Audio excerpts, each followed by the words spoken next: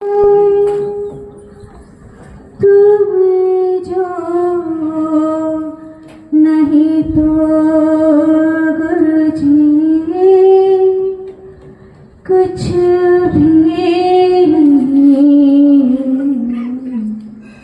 हमें रास्तों की जरूरत नहीं है, हमें तेरे चरणों की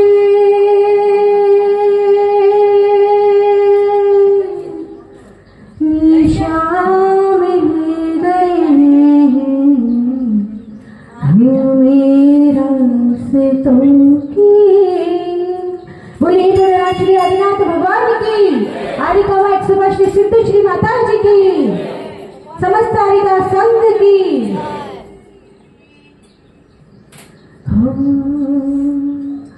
तारा शरणे आवी छो स्वीकारी लो, तारा शरणे आवी छो स्वीकारी लो,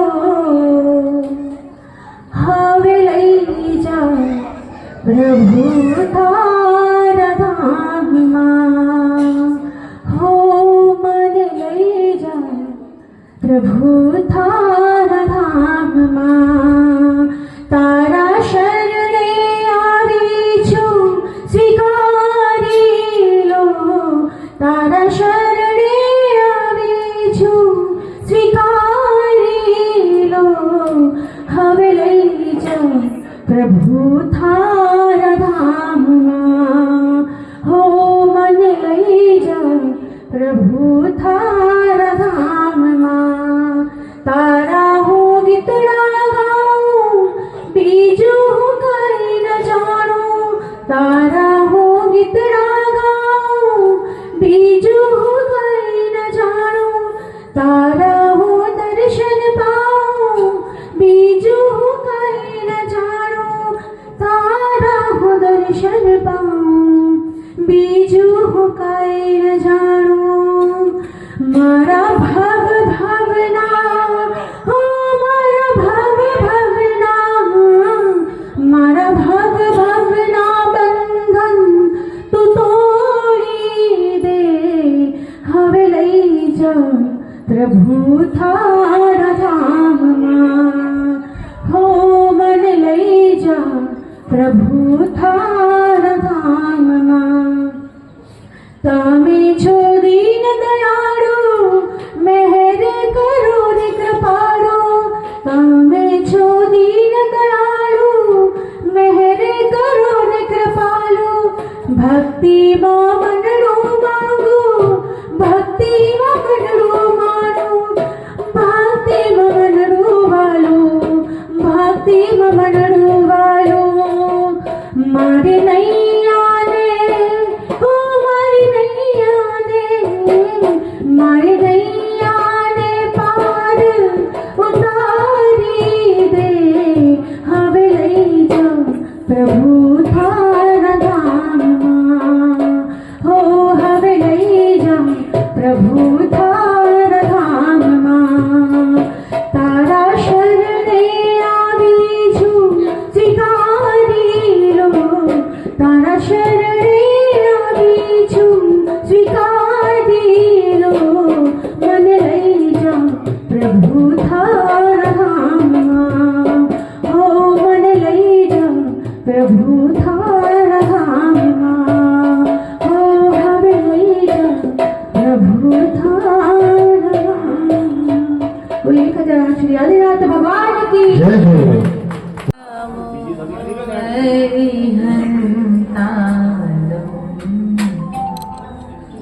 ओम नमो श्री सिद्धार्थम, ओम नमो आयर्याणम,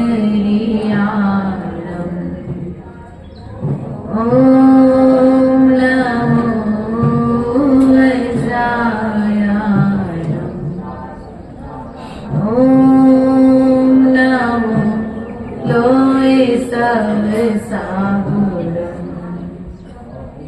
जहाँ जहाँ भी जैन धर्म हो फूले और परे, फला फूलता देखूं सबको मेरा चित्त खिले, वात्सल की यही भावना सबके अंदर हो, मेरा अंतिम मरण समाधि तेरे मेरे पवित्र मन में गुरुदेव आओ, मैं शास्त्र वाचन करूं प्रतिभा जगाओ, अरहंत भासित सभी श्रुत देवता, क्या बोलना अब मुझे तुम्हें ही बताओ। अनंतानंत सिद्ध परमेश्वर भगवान की देवादिदेव मूलनायक आदिनाथ भगवान की, देवादिदेव शासनायक भगवान महावीर स्वामी की, आचार्य भगवान कुंद कुंद देव की, आचार्य भगवान विराट सागर जी महाराज की, आचार्य भगवंत विशुद्ध सागर जी महाराज की, मम दीक्षा शिक्षा दाता संयम प्राण प्रदाता आचार्य गुरुवरेश्वर विभव सागर जी महाराज की, द्वादशांग जिनवाणी माता की। श्री सिद्ध श्री माता जी की जय हो। प्रिय बंधुओं, आज आप सभी का तीव्र पुण्य कर्म का उदय है कि आज हम सभी प्रभु आदिनाथ की छत्र छाया में वीरोदय सिद्ध क्षेत्र पर एक साथ बैठे हुए, क्योंकि अलग अलग जाकर के सब लोग एक दूसरे से मिल लेते हैं, लेकिन ये मूल रूप में अभिप्राय यदि हम सबको एक साथ बैठाने का यदि किसी को जाता है तो आपकी सुषमा भाग्य जी को जाता है, क्योंकि यदि उपासनी करती तो आप लोग अनुमोदना के लिए नहीं आते क्या? इन्होंने एक निमित्त ऐसा बनाया और उसके पश्चात में इस भूमि पर सिद्ध चक्र विधान हुआ। तो इस भूमि पर सिद्ध चक्र विधान करने कराने ये सब चीजें तो हमने की और आप सबके सहयोग से हुई, लेकिन मूल रूप में इस सबका पुण्य यदि किसी के भाग्य में जाता है तो जिसने इस क्षेत्र को बनाने की परिकल्पना की, और परिकल्पना के साथ साथ में आप सबने सहयोग प्रदान किया है ऐसे क्षेत्र पर बैठ करके, क्योंकि हमारा एक हमेशा से अभिप्राय रहा है, उद्देश्य रहा है कि पहले स्थान क्षेत्र के लिए देते हैं। जब हमारा महाराष्ट्र में प्रवास रहा उस दौरान मुक्तागिरी क्षेत्र पास में था, तो हमने वहां पर रह करके भी एक सिद्ध चक्र विधान संघ के सहयोग से और कमेटी के सहयोग से वहां पर बहुत अच्छे रूप में सिद्ध चक्र विधान किया था। और बागड़ में सिद्ध चक्र विधान अभी तक क्षेत्र में नहीं किया था, सो वो भी आप सबके सहयोग से हो।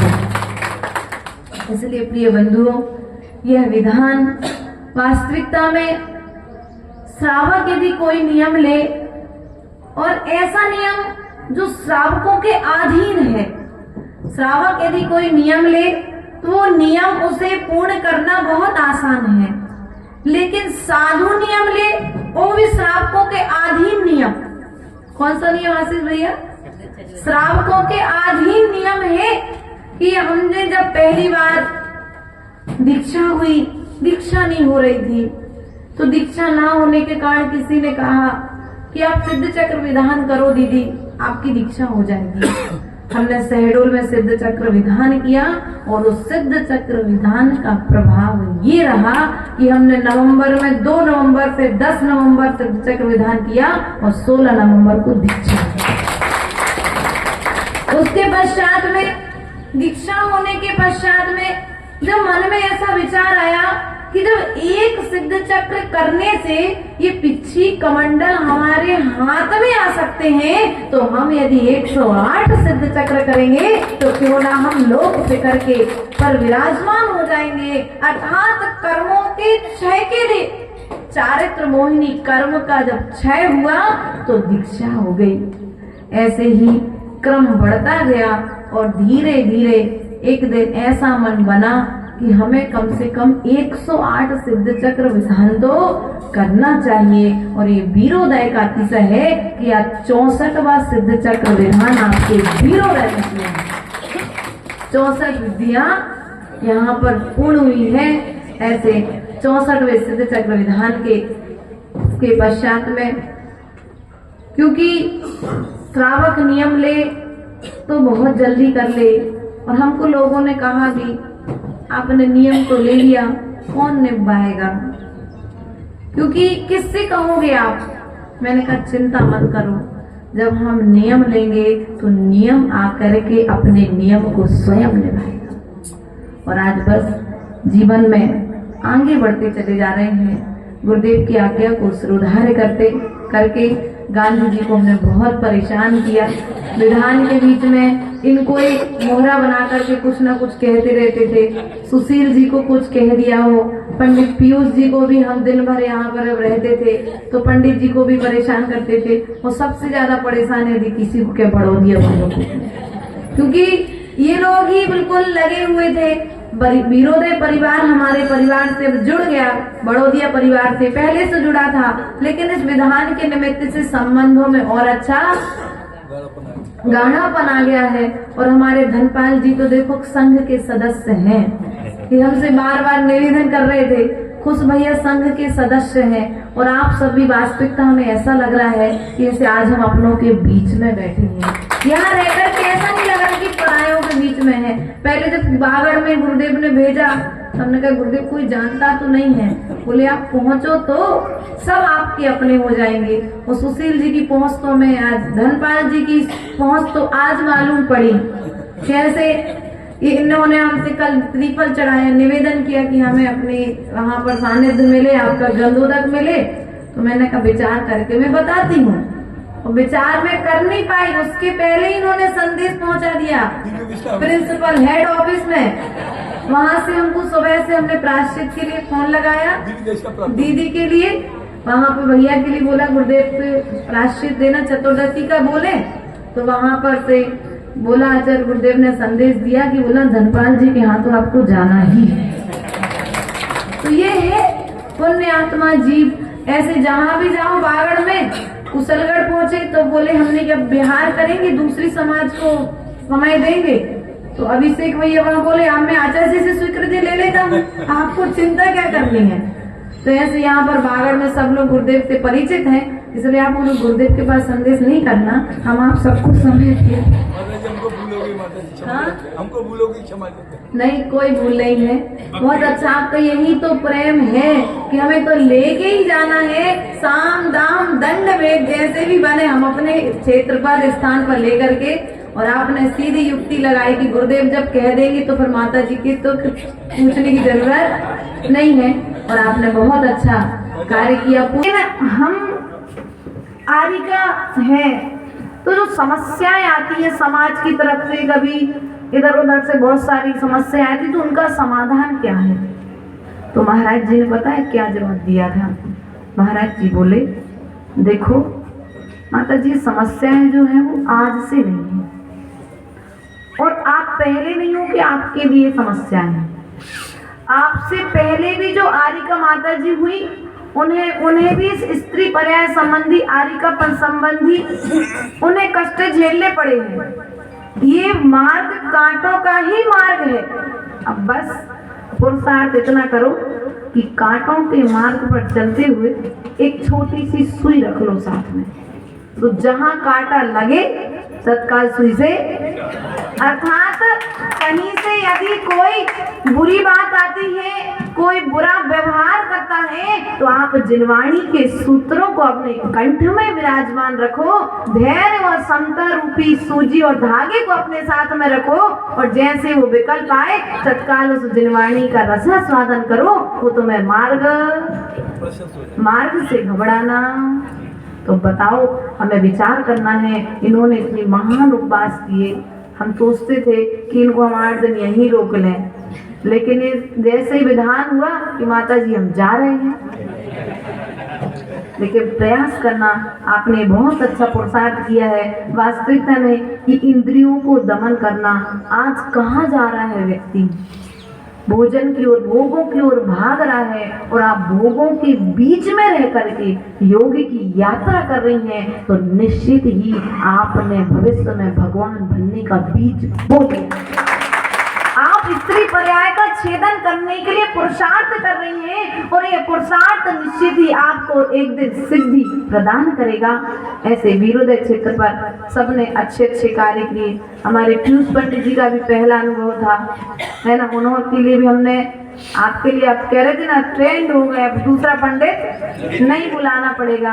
वास्तविकता में आप सबको हमको बहुत वात्सल्य प्रेम मिला। आप लोग सब एक दूसरे की बता रहे थे, वीरोदय क्षेत्र बनने से लेकर के पंचकल्याणक तक की चर्चाएं हो गई, लेकिन वास्तविकता ध्यान रखना।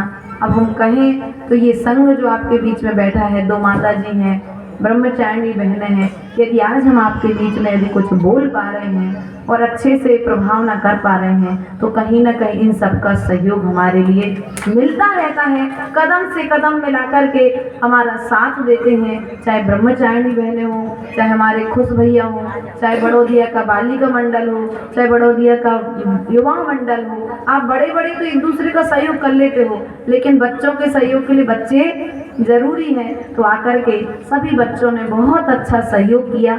यहाँ पर आकर के सेवा करिए। और बड़ौदिया तो ऐसा समर्पित हो गया, तो ऐसा लगता है जैसे बड़ौदिया मेरा मायका हो।